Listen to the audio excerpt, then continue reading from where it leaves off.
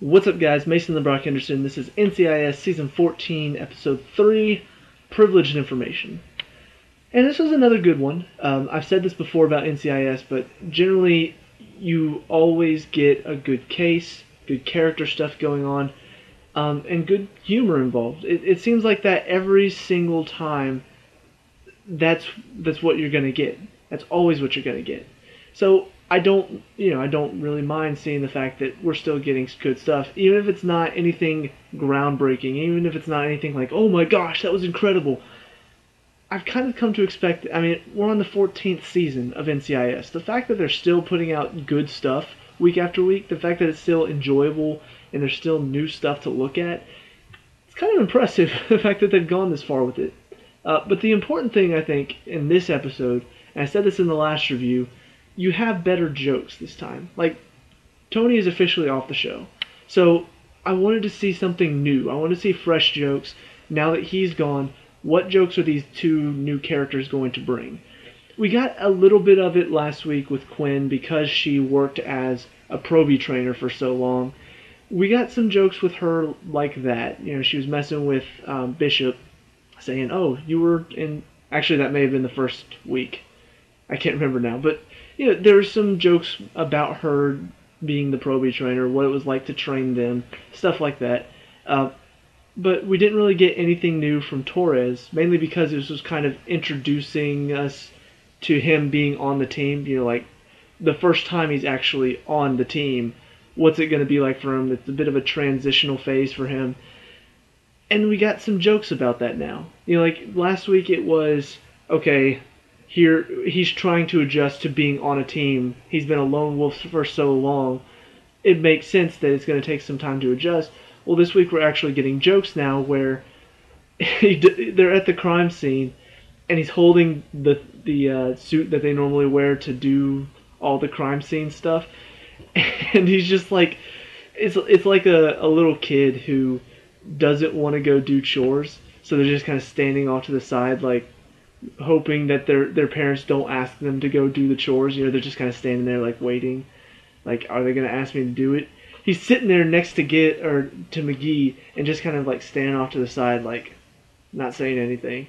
And then McGee just kind of looks at him, sees that he's holding the suit, and he's just like, still adjusting? Don't let Gibbs see you without it on.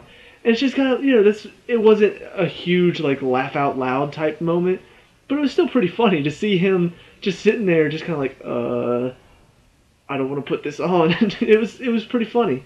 And on top of that, he's kind of taken the place of back in the day Tony. You know, like, before he got, in the past few seasons when he was on, Tony became a lot less of a bachelor, I'm gonna go hook up with this girl type thing. Like, there were still times when he tried, but it wasn't as big a thing for him. Like, it was just kind of like, oh yeah, every now and then he'd hook up with a woman. Back in the day though, whenever he was younger and like all the ladies wanted him, they made a lot of jokes about that. It feels like Torres has kind of stepped into that role a bit, you know, just like flirting with all the ladies. He's single, he's hooking up with people.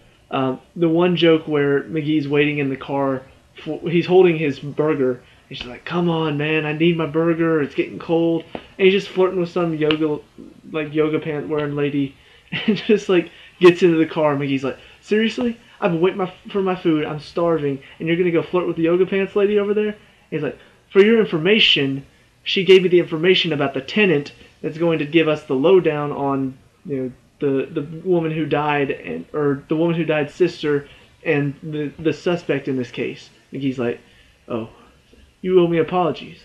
I'm sorry. Thanks for the food. She's like, oh, by the way, her name is Sasha something something, and she did give me her number. And it worked out so well. The delivery was spot on. It brings some enjoyment to it that I think we've kind of lacked a little bit in the past few seasons. You know, like I said, Tony kind of stopped doing that as much recently. It's kind of funny to see, to have a character back that is like that is going to try to hook up with the women and that type of thing. And, you know, we also got not as many jokes with Quinn. Like, she feels more like she's already adjusted to a team. She already knows how to work within the team. It's more like we're kind of getting I don't even know how to describe it. It's like if you've watched the show for the first 2 seasons, Caitlin Todd was a woman who felt like she was already in command. Like she came from working for, I think, the Secret Service. It's been so long I can't remember now. But she was a character that felt like she had control. It felt like she was in charge at times. It felt like she knew what she was doing. Quinn kind of feels the same way, and a lot of that comes from the fact that she was training probies for NCIS for so long. So it's a little bit different character than I expected out of her. But she's really bringing a good bit to the show. She brings a good bit to the case itself.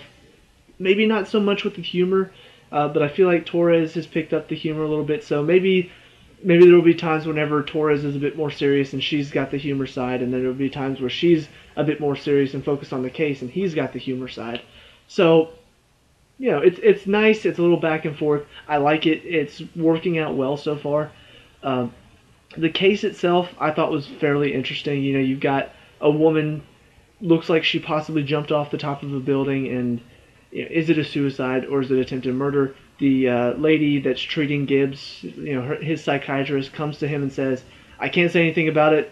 Doctor-patient confidentiality, she's still alive. I can't say anything about it, but what I will tell you is I don't think it was a suicide. And so it's kind of like the whole time you're thinking, Gibbs has his gut instinct. He's like, I don't think it was either. She's saying that it wasn't. So it's kind of like, was it or was it not? It's kind of back and forth. It looks like it was a suicide for so long, and then all of a sudden you get that one piece of information from Abby that's just like, it blows the case wide open. And that does happen quite a bit. It feels like for a majority of the episode it's like, okay, there's no answers. It feels like they're breaking down clues, and it feels like they're just hitting dead end after dead end after dead end, and then finally that one case breaking piece of information just pops up. Abby sees the wristwatches have changed, and it's just like, oh, well, the cameras must have been altered. And then at that point, it's kind of like, okay, now I know who's responsible, And honestly, whenever they were talking about the fact that she went up there alone and the cameras didn't see anybody else up there, I did kind of suspect. I was like, what if the cameras were altered? And if that's the case, then that means the guy that they were talking to earlier, he's got to be the one behind it. And sure enough, that's pretty much where it went. The reasoning behind it, though, is fairly interesting. Just an old man who has a ton of gold. The victim's sister was helping him because he was like 92 years old. So, and then she knows all about this. She tells the guy that she was sleeping with, and he tries to take some of the gold. The old guy catches him in the act, so he kills the old guy, and then convinces the sister, "You're responsible for this as well." So that's why all this happened. It's not like a huge, oh, what a plot twist. I never saw that coming. I did kind of see it coming, but at the same time, it was an interesting little case going on. It wasn't straightforward. It wasn't 100% a mind bender. So it was a good case. It was an average case. That's what I expect out of NCIS. I don't expect it to be Sherlock Holmes every single week. That's what I've got Elementary for. It's going to be a bit of a mystery. It's going to be a bit of a whodunit. You're going to get good characters, good humor along the way. I can't ask for much more out of this show. It's a good show. I like it. So, those are my thoughts on this episode. Let me know what you guys think down in the comment section below. There's my dog in the background. Leave a like and subscribe for my dog. I don't know what she's... I got a great dog. But leave a like and subscribe for future NCIS reviews. I'll see you at the next one. Peace out.